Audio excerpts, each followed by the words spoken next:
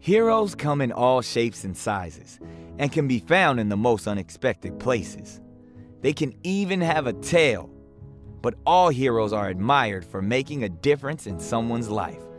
Hi, I'm Nick Cannon, and I'm teaming up with Merial, the maker of NextGuard, a fox aligner, for the Hero Tales video series. For thousands of people living with disabilities, a dog is the hero who has completely changed their life. Today, you're gonna meet Ringo and Steven. My name is Steven Toyoji, and my canine companion's dog name is Ringo. I'm in a wheelchair because when I was 8 months old, I got diagnosed with transverse myelitis, and that's an autoimmune disease that paralyzes from the shoulders down.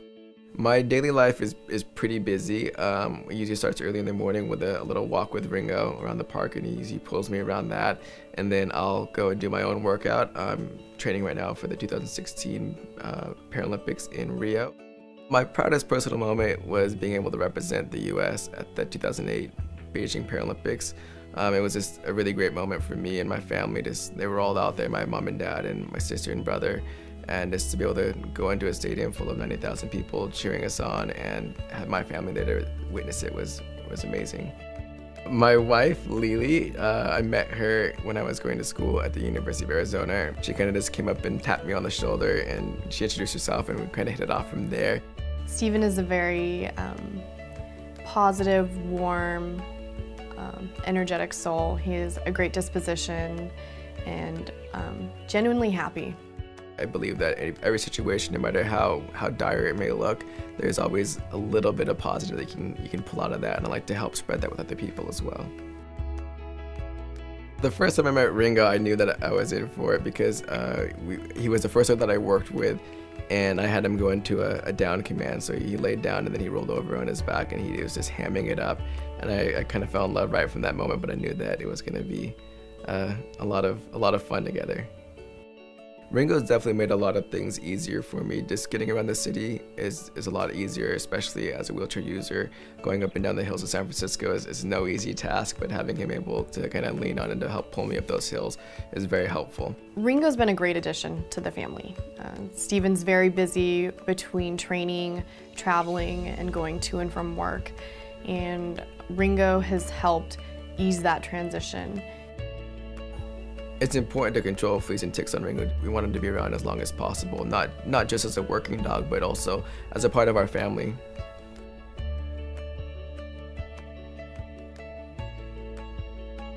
From now until October 31st, you can watch a NextGuard Hero Tales video, and the NextGuard team will donate $1 for each video view, up to a total of $175,000 to K9 Companions for Independence.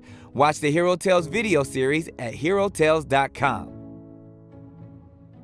NextGuard is for use in dogs only. Reported side effects include vomiting, itching, diarrhea, lethargy, and lack of appetite. Use with caution in dogs with a history of seizures. Let's give it up for Nick Cannon. And Heidi. Yeah. This is Heidi, everyone. And Heidi.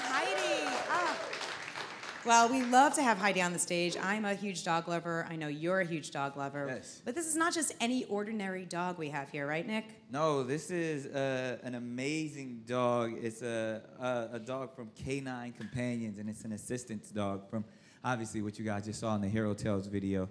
Heidi, where you going? You leaving me? Heidi. Heidi, come back.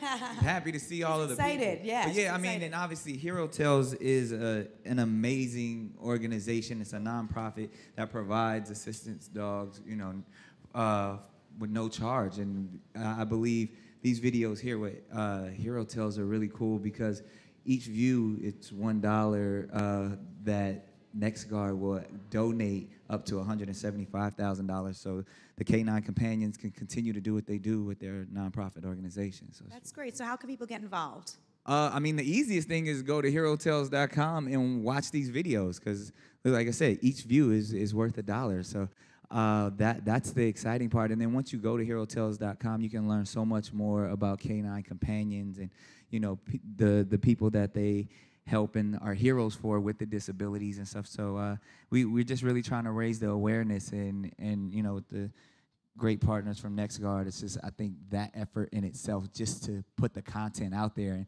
as we call them, dogumentaries. Right. There's 5 videos, and the one with Ringo and Steven is the first one, and you'll get to see some amazing stories all the way up to October 31st. Yeah, these dogs are really impactful for so many people, right? Yeah. I mean, it's just incredible what they can do for people. And turning on lights, you know, really just being, in addition to just They do becoming a laundry. companion. They do laundry. I was like, can I get one? I'm not good at doing laundry at all, but I mean, it's really cool, all the things that, you know, when you think of someone who has a disability, to have not only someone who can help you out, but an actual companion that brings you warmth and joy and love, and there's no better way than to experience all of that with the, you know, man's best friend. It really is. I mean, they really become part of your family. Truly. It really is. And in addition to a friend, they're really just a part of your family, so. Yeah, I have a bunch of dogs. Yeah, you too. do, right? So how many, you have like 7, 8 dogs? What's your deal? Jack Russell. I mean, obviously, I grew up with, you know, my first dog was a German Shepherd when I was a kid, and ever since then, you know, I've always traveled, and even as a kid, I lived in California, North Carolina with my grandparents. I went, and each house had its own dog, so I grew up with so many dogs. And then even, you know, my kids right now, between all of us, we share about 7 or 8 dogs, and it's like, wow, this is. I didn't even know I was a dog lover until people started pointing it out. It's like, but it's one of those things where you can, you know, they're in your life. They're in your life all the time, and it's like you don't call yourself a people lover. You know what I mean? Like you're just always around. You have people in your family, and like I consider the dogs part of the family. Yeah, and you mentioned your kids. They're 5 now, right? 5. 5 years old. So what are they getting into at 5 years old? Everything. Yeah. Okay. That's what 5-year-olds do. I say they're geniuses, but I'm probably a little biased because they're my children. But it's so amazing. Like anything with technology, they're super into it. Like, you know, online, and you know, my son is like a Minecraft nerd. Oh yeah, they love Minecraft. Like I'm trying to everything. figure. Like I have to figure it out because I had no idea what it was, but he's like teaching me everything. So they love technology. They're into martial arts, which I'm really into. So I really have a lot of fun with them on that. So it's fun. You know, kids are kids, and whenever you get that opportunity to bond with them over the same experiences, it's really cool. Yeah, I mean, what do you think? How much has fatherhood changed you? Oh, so much. It's made me old. Impossible. I have more gray hairs than I've ever had before. But I believe once you become a parent, time speeds up. You know what I mean? Because I truly believe time is relative, and it's something that's man-made. So, and when you are so grateful and appreciative to have a life that you can share and influence, you watch things happen so fast. Like when you're just worried about yourself, you're like, each day takes forever and you're just waiting. But when you see like, oh man, you grew since yesterday, and you're like, whoa, hold on, now you're speaking like this, and now you have your own opinions. And so you just watch things speed up in such a way that I was like, wow, I never looked at life in that way. That's incredible. Well, congratulations on all of that. Thank and in addition to being a dog lover and Yes. a dad, you're also the America's Got Talent host here. So Yeah. we got him in the house. Thank you. Which just kicked off. Is it season 10? Season 11. 11. Oh my goodness, season 11. So 11 years in running, and second week, the second. The second episode aired last night, which was tremendous. Everybody's been talking about a lot of the acts from last night.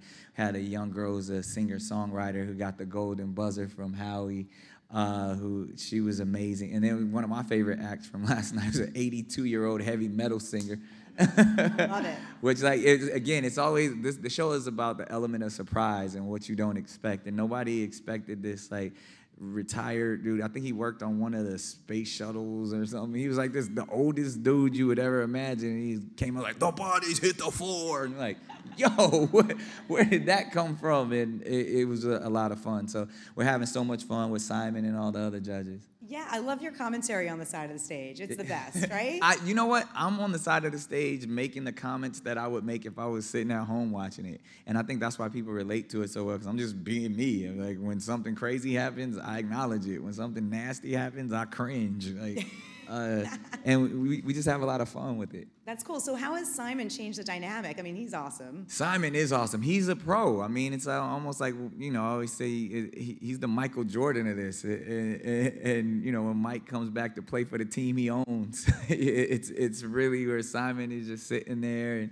he created the show. The brand has been around for so long, and to see him, come from behind the scenes to sit at the judging table is been really refreshing, because you see how seriously he takes this job. He's truly looking for a star. He's looking for his next One Direction or his next Susan Boyle or all the other people's careers that he influenced from, Kelly Clarkson on down. So he's definitely dedicated and serious. It's not just a TV show for him. That's cool, because we only see the Simon, Simon's so tough, Simon's this way, but it sounds like he really, he's the real deal. He's an amazing television producer, and he's an amazing record man at the end of the day. Like, people don't understand that, even before all of the television shows, he was in the business of A&R and discovering talent. So he's truly an expert in this space. And I didn't even know that until I got a chance to work with him, where even as he's watching the talent, he'll give them a note or a critique, and it'll make their performance 20 times better. So he's definitely the real deal.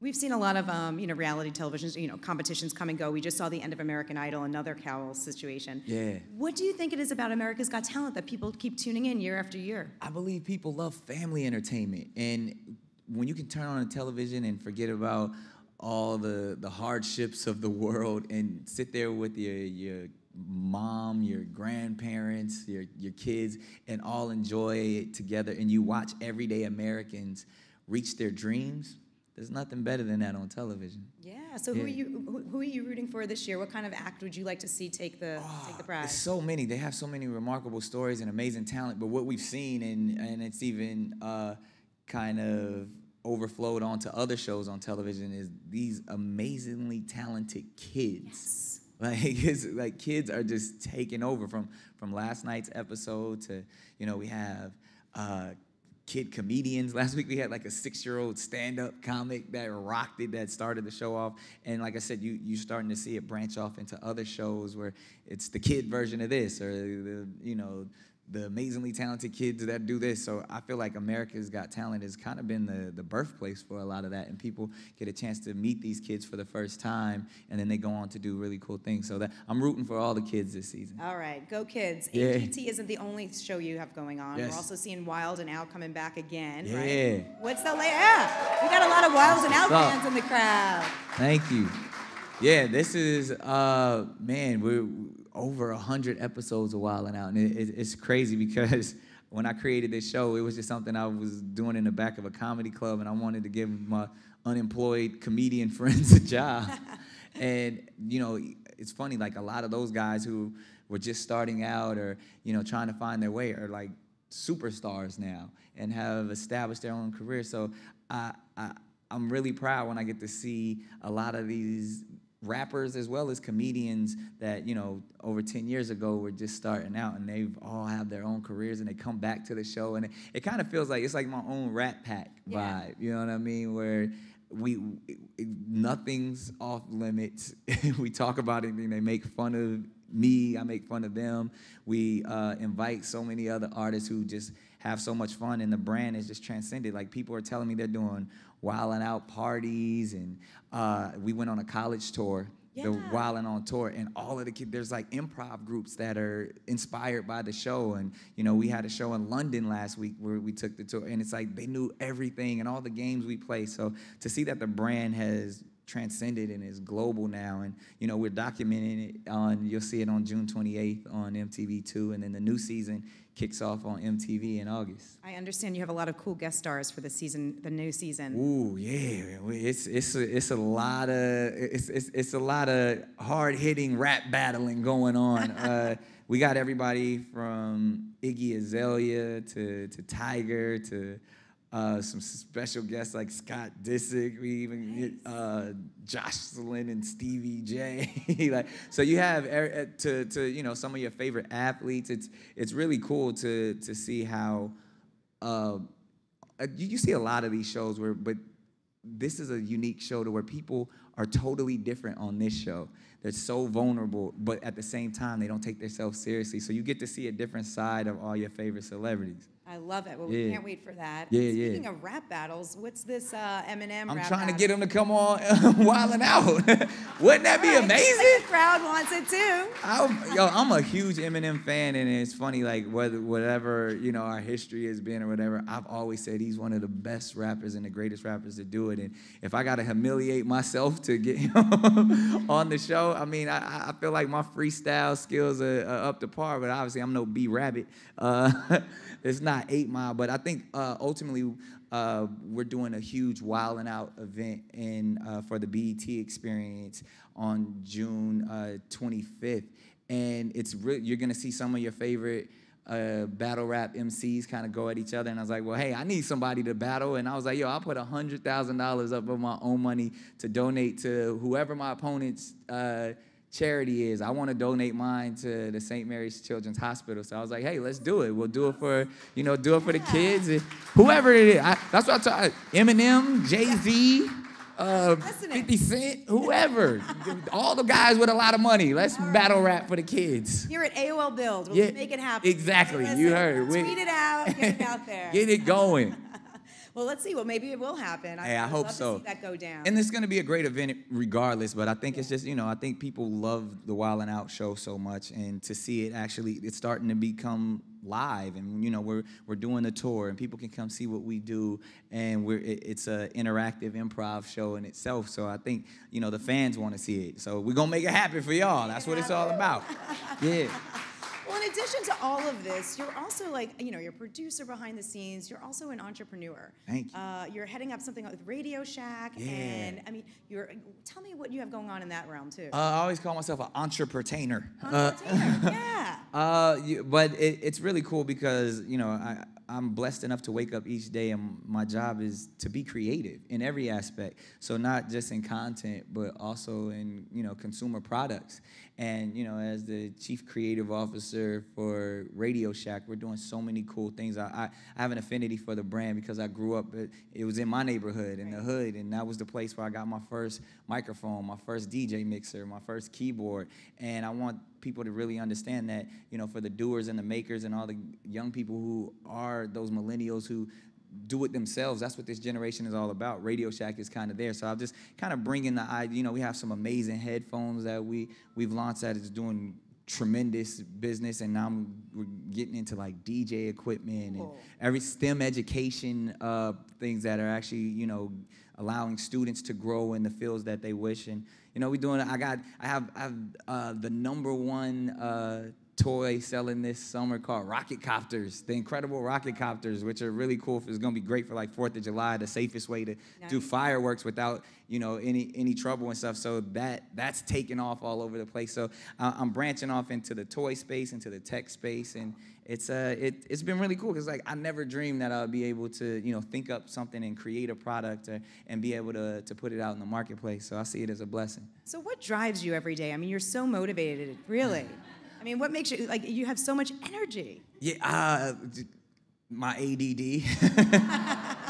To be honest, it's I can't sit still. Yeah. And, it's funny. I mean, I joke about it, but, as a kid, they did try to diagnose me with ADHD. I said it's HD. I had the high def version back then. It was, and even back then it was a hyperactive disorder as a kid with a lot of energy. But because I had the right people in my life, they channeled that energy in the proper directions, and I feel like that's what we really need to do today. It's just inspire our young people to be creative and to utilize that. The things I used to get in trouble for, I'm getting paid for now, and to take all of that energy and harness it in such a way to where I can multitask. And it's no mistake that the people who were the hyperactive kids are usually the ones that are the movers and the shakers of today.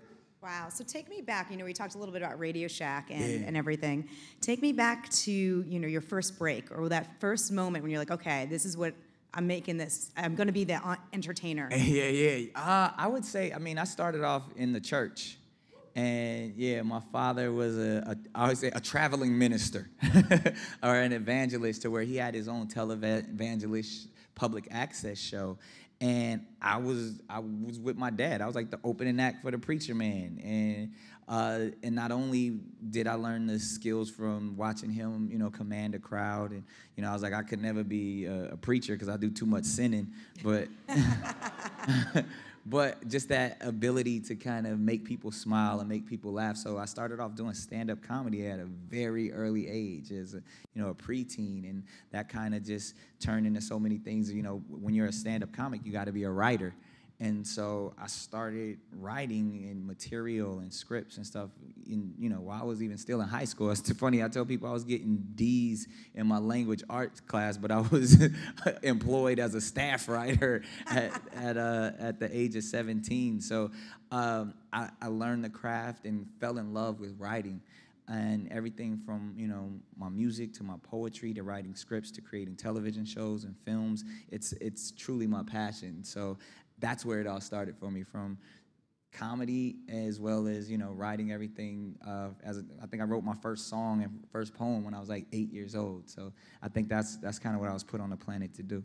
And you're still doing music. You just released some new music earlier this year. Yeah, I have my label as part of, obviously, my entertainment company, Incredible. And, we have so many artists that we worked with. I mean, some of the artists I discovered and put out that a lot of people love. One that's buzzing right now by the name of Kehlani. She's doing, tremendous things. She was nominated for a Grammy last year. And I love her writing, you know what I mean? And we get a chance to vibe together. And even personally, I mean, every Sunday, I put out a spoken word poem called Spoken Sundays on, whether it's my Instagram or all my different websites. I kind of put that out there, and that's a form of music, and that's a form of an expression as an artist. And, you're going to see a lot more. We got a couple of singles out there right now that I have a song with a group that's signing me called Incredible Gang called Snapchat Getting Freaky. And, it's actually making a lot of buzz right now, kind of making a lot of noise. So I love the music industry right now because there's no rules. It's never really been any rules, but right now it's really like the Wild West. You can, there's no like, ooh, let's set up for an album. It's like, nah, I'm an artist. I want to put this out. I want to reveal this. I want to say this. And I love it. It feels like it's truly the rawest way to connect with an audience, and they get to feel your passion and get to be a part of the artistic process. So Nick Cannon, entrepreneur, entertainer, what's left to do? Ooh, astronaut. Let's take it to the moon, baby. That's next up for you. I love it. I'm going. Well, we have lots of questions from the crowd. Yes. Would love to get to see whatever the people are thinking about. And and Heidi's just And I was chilling. gonna say, if you have any questions for Heidi, she's up for it. yeah, and she's chilling, doing a great job here. So. Hey, Nick, thanks Hey. for being here, and thank you, Heidi, for being here, too. If you were the 5th judge on America's Got Talent, what would be your judging style? Ooh, I never wanted to judge. I feel like as an artist, I'm so empathetic to the process and have been in talent shows all my life, and so I would probably be the most. I wouldn't be good. I'd be like, oh, you're great, you're awesome, I love that, because I truly feel like art isn't something that should be judged. Even as if you watch me on the side of the stage, even the stuff where people clearly have no talent, I'm still rooting for them. Like, because I know the amount of courage that it takes to get up there in front of, an audience of 10,000 and millions watching at home. Like, that, if anything, that's a talent to be that delusional. Like, so I love everybody. So I would probably be the softy, sweetest judge there could possibly be. Yo, Nick, what's up, man? Love the shirt. I was going to say, I came to represent today, bro. All day, all that. I love what you're doing with the dogs. My dog actually just turned 14, so happy birthday to Taffy. Oh, happy birthday. So getting back to all that, I know the reunion was recently. Yeah. What are some of your favorite memories working with that cast and on the show? You know what's really cool, and a lot of people don't know this, my first job on all that was actually behind the scenes. So I was hired first at 16 years old to be the audience warm-up.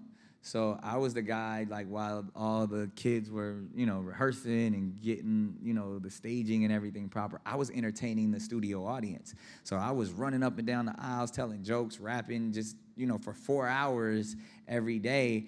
And it's sometimes, like, I hate to say it, but, like, even the producers were like, hey, he's more entertaining over there than what we're doing over here. So that's how I kind of got my job. They was like, yo, you're so in tune with what's going on for this audience. So they're like, and I was still rough around the edges at the time, so they allowed me to become a staff writer. And by the time I was 17, I was writing for all that and, Kenan and Kel and a bunch of those shows. And those were probably the greatest times for me, that beginning experience of just learning the business. And I was such a fan of the show and everybody, like, I felt like, man, this is a dream job. I was a kid who, last week I was watching this show, and now I'm writing for this show. So those are probably my greatest memories, and just the almost like the potential that I saw. Like, man, I had never experienced something where I could just write the silliest idea. Like, yeah, the big ear of corn runs into a building and nacho cheese spreads everywhere. And it actually happened. You know what I mean? Like, so imagine, like, you could just come up with the most ridiculous thing in your mind that you think is funny, and you have an entire team and a talented cast that actually can execute it. That was amazing to me. Yeah, cool. Hi, Nick. Hey. It's more fun or challenging when you have your boss on TV, Simon Cowell, now? It's funny. It's always say nobody likes to work with their boss. It's like when you got to play the employee softball game and your boss is up to bat. You kind of want to hit him with the ball, but you also want to lob it to him so he can get a home run. But it's fun. Like, he created the brand. We just sit back and watch him do his thing because he truly is an expert. And he doesn't walk around like he's the boss. He's like, yo, he's excited to be there. We're all excited to be there. And, you forget that he's your boss at the end of the day. Hi, Nick. Hey. First of all, I'm a huge fan. Thank you. So I was just wondering, since we're in New York, have you seen Hamilton? And would you possibly challenge Lin-Manuel to a rap battle? Lin-Manuel, come, let's go, 100,000, let's get it. Said it here, right? Yeah, now. you know what? Lin has actually been a friend of mine for some time, and I was a huge fan of In the Heights. And, that's where I was introduced to him, and we actually had a bunch of meetings and sat down, and, there's even talks of I was going to do or In the Heights film when that was actually going to happen. So I actually got an opportunity to kind of build with him and work with him and watch the genius that he is. And then when I saw Hamilton, I was a little jealous, I'll be honest. I was like, hey, we do this on Wild 'N Out. Like, but I loved it, and I've seen it 2 times so far. I'm probably gonna see it again, and it's just watching their ability to tell, the historical story and put it in the words of hip hop, and watch just even the Broadway musical aspect of how they just bring something that you would normally consider bland, or who wants to hear about the Constitution for 3 hours, and they make it the most entertaining thing ever. So I love it. Great. We have one more question. Hi, Nick. Yo. Special to have you here. Thank you, man. So, what was the funniest Wild 'N Out episode, a guest that came on that you was dying laughing, that you fell off your chair? Ever? I mean, he's been on it since the pilot that never aired. Kevin Hart is the most ridiculous person that I've ever met in my life, and he's my best friend of me.